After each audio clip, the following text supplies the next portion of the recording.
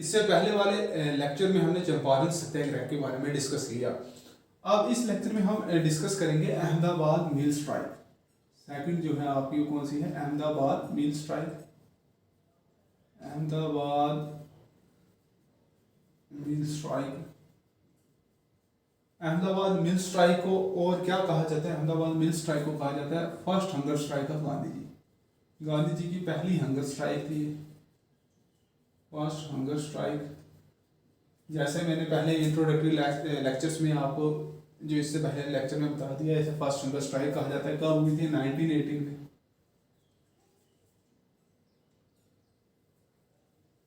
अब इसे हम साथ साथ समझेंगे भी और साथ साथ इसे करेंगे भी, नोट डाउन भी करेंगे।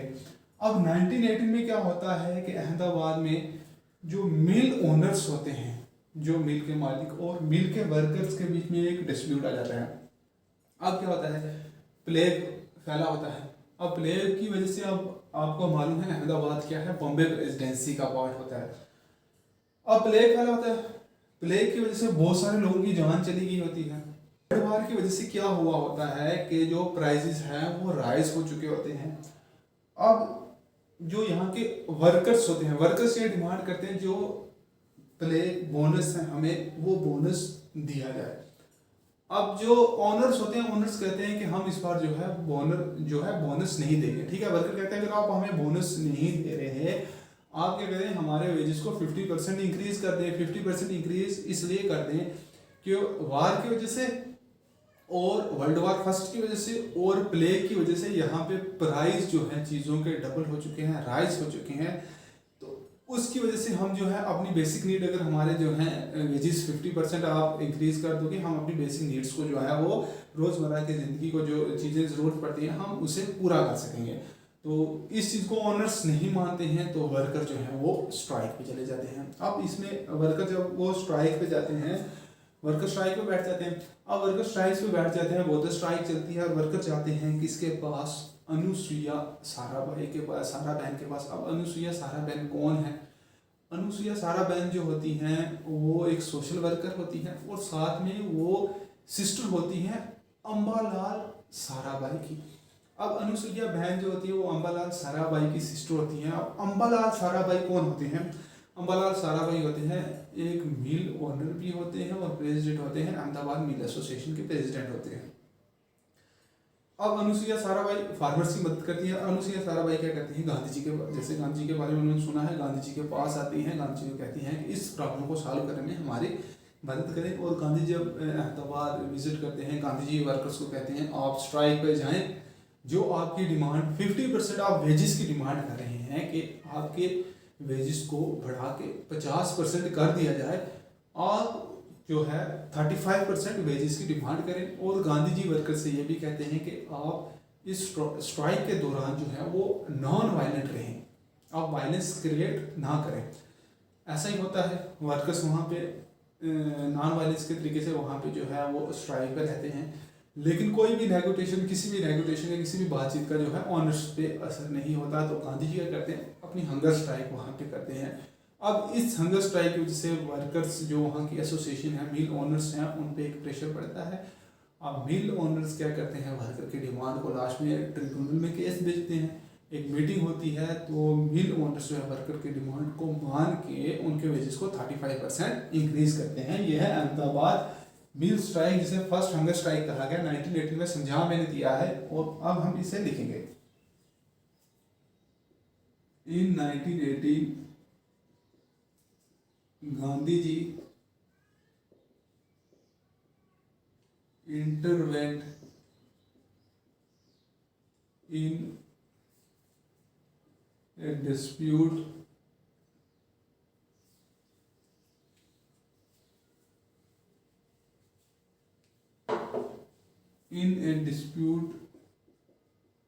between the cotton mill owner and the mill workers of Ahmedabad. जैसे मैंने आपको बता दिया क्या डिस्प्यूट होता है। अब ये डिस्प्यूट होता है, अब गांधी जी इस डिस्प्यूट को सॉल्व करते हैं, इसमें इंटरवीन करते हैं। Gandhi ji intervene in the dispute between the cotton mill owner and mill worker of Ahmedabad. The mill owner withdraw the plague bonus।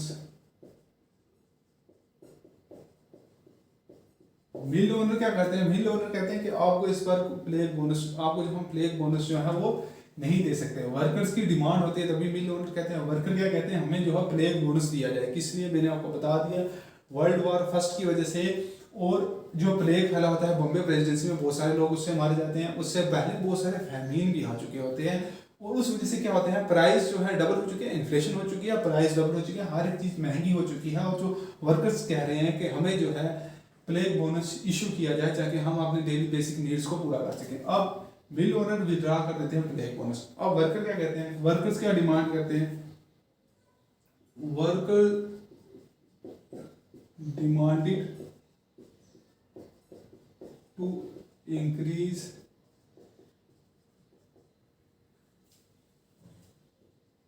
%50 of their wages. हमारी वेजेस को 50% तक जो है इंक्रीज किया जाए। अब वर्कर की ये डिमांड, अब वर्कर की डिमांड जेन्युइन है, वर्कर डिमांड करें हमारे वेजेस को 50% इंक्रीज कर दिया जाए, so that they manage there basic needs, so that they manage there, इसलिए 50% इंक्रीज किया जाए कि वो अपनी बेसिक नीड्स को मैनेज कर सके।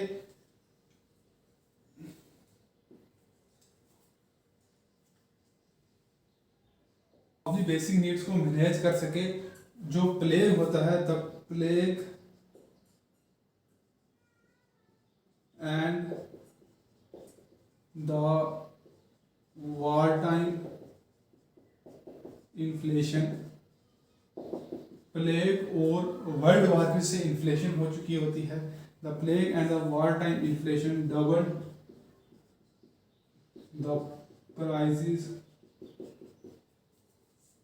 Of food grains, clothes and other basic necessities. अब मैंने आपको बताया कि वर्कर की क्या डिमांड है। ठीक है, आप हमें प्लेग बोनस पहले मांगते हैं, प्लेग बोनस आप हमें नहीं दे रहे हैं, तो वर्कर डिमांड करते हैं कि हमारे वेजेस को 50% बढ़ा दिया जाए। आप 50% बढ़ाएं ताकि हम अपनी बेसिक नीड्स को मैनेज अच्छे से कर सकें। क्यों? क्योंकि प्लेग की वजह से और वर्ल्ड वॉर फर्स्ट की वजह से इन्फ्लेशन हो चुकी है। अब इन्फ्लेशन हो चुकी है, क्या हो चुका है कि फूड ग्रेन के प्राइस, कपड़ों के प्राइस और जो भी बेसिक नेसेसिटीज होती हैं, जो ज़रूरियात होती हैं, उनके प्राइस जो है वो बढ़ चुके होते हैं।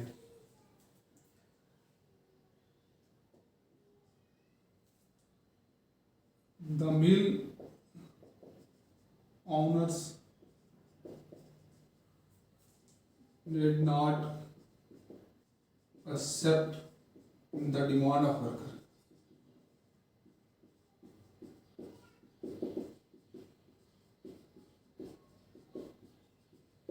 अब जो मिल ओनर्स क्या कहते हैं कि हम आपकी डिमांड को नहीं मान सकते, हम आपकी डिमांड को एक्सेप्ट जो है नहीं करेंगे, तो आपने जो करना है आप करें, हम बाहर से जो है यहाँ पे वर्कर्स ला के अपनी मिल्स को जो है चलाएंगे। अब जब मिल ओनर्स इनकी डिमांड को एक्सेप्ट नहीं करते तो वर्कर क्या चले जाते हैं, वर्कर स्ट्राइक पे चले जाते हैं। तो वर्कर्स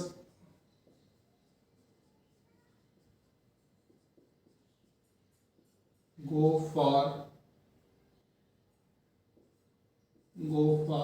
ए स्ट्राइक, वर्कर स्ट्राइक पे चले जाते हैं। अब वर्कर्स यहाँ पे क्या चले जाते हैं, स्ट्राइक पे चले जाते हैं। अब वर्कर्स जो है किसके पास चले जाते हैं, द मिल वर्कर्स। मैंने आपको बताया किसके पास जाते हैं, the mill workers turn to Anusuya Sarabhai, turn to Anusuya Sarabhai. Anusuya Sarabhai, अब अनुसुईया साराभाई कौन है? सोशल वर्कर है, सोशल वर्कर है, सोशल वर्कर है। और क्या है? सिस्टर है किसकी? Ambalal Sarabhai, social worker and sister of, sister है किसकी? अंबालाल साराभाई, अंबालाल साराभाई। अब अंबालाल साराभाई कौन है? मिल ओनर, मिल ओनर, मिल ओनर भी हैं। और क्या है? प्रेसिडेंट है किसके? Ahmedabad mill association and the president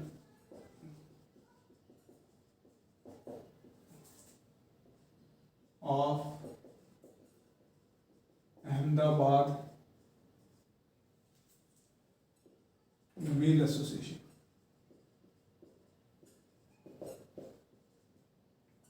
Ahmedabad mill association की अंबालाल साराभाई प्रेसिडेंट है। और वर्कर अनुसुईया साराभाई के पास किस लिए जाते हैं? जाहिर सी बात है, मदद के लिए जाते हैं। जो सिस्टर है अंबालाल साराभाई, मैंने शार्ट में लिखाया है, मिल ओनर है और प्रेसिडेंट है अहमदाबाद मिल एसोसिएशन की। अब जो अनुसुईया साराभाई जो है वो गांधी जी के पास आते हैं वर्कर्स को लेकर। Anusuiya Sarabhai went to Gandhi ji. अब अनुसुईया साराभाई किसके पास जाती हैं? गांधी जी के पास जाती हैं। अब गांधी जी जब विजिट करते हैं अहमदाबाद में, गांधी जी जब आते हैं, Gandhi ji visits and ask the worker, ask the workers. Gandhi ji visit करते हैं और वर्कर्स को कहते हैं, Gandhi visit and ask the worker to go for a strike, to go for a strike. अब गांधी जी के पास क्यों जाती है? मैंने आपको कहा कि गांधी जी के बारे में पता है लोगों को, लोग गांधी जी के बारे में, उनके स्ट्रगल्स के बारे में, उनके जो मूवमेंट जैसे साउथ अफ्रीका में गांधी जी क्या करते हैं, क्या रोल प्ले करते हैं। यहाँ पे जो ये फर्स्ट सत्याग्रह है इसमें क्या रोल जो है गांधी जी का रहता है बिहार में।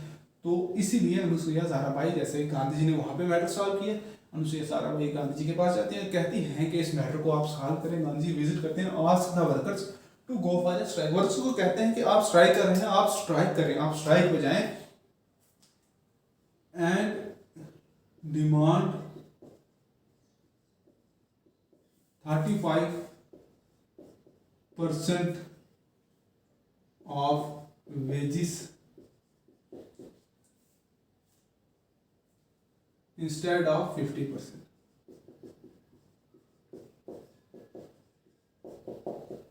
अब गांधी जी वर्कर्स को कहते हैं कि ठीक है, आप जो है आप स्ट्राइक करें, आप अच्छा कर रहे हैं, स्ट्राइक में हैं, लेकिन जो आपने डिमांड रखी, मैंने आपको बताया कि आप वर्कर्स कह रहे हैं कि 50% वेजेस को बढ़ाया जाए। गांधी जी कहते हैं आप डिमांड करें 35% वेजेस की इंस्टेड ऑफ 50%, 50% के बजाय आप 35% की जो है डिमांड करें। Gandhi ji also ask workers to remain non-violent। अब गांधी जी वर्कर्स को ये कहते हैं कि आप स्ट्राइक कर रहे हैं, ठीक है, एक तो आप 35% वेजेस की बात करें, दूसरा आप नॉन वायलेंस करें, नॉन वायलेंस नहीं करें, आप स्ट्राइक करें। अब क्या होता है, नेगोशिएशन इनके बीच में फेल हो जाते हैं। अब इनके बीच में कोई जो है वो रास्ता जो है, ना ही वर्कर्स और ना ही मिल ओनर्स जो है, जो वर्कर्स की डिमांड को नहीं मानते हैं। तो गांधी जी कहते हैं, गांधी जी undertook a fast unto death। Gandhi ji भूख हड़ताल पे जो है वो बैठ जाते हैं। गांधी जी क्या करते हैं, भूख हड़ताल पे बैठ जाते हैं and they put pressure on the owners. अब ओनर्स पे प्रेशर डालते हैं ये।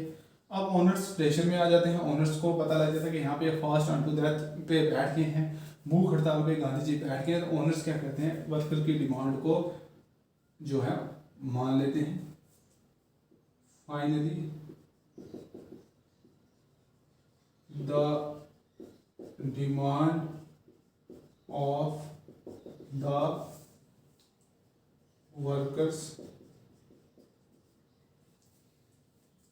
was accepted and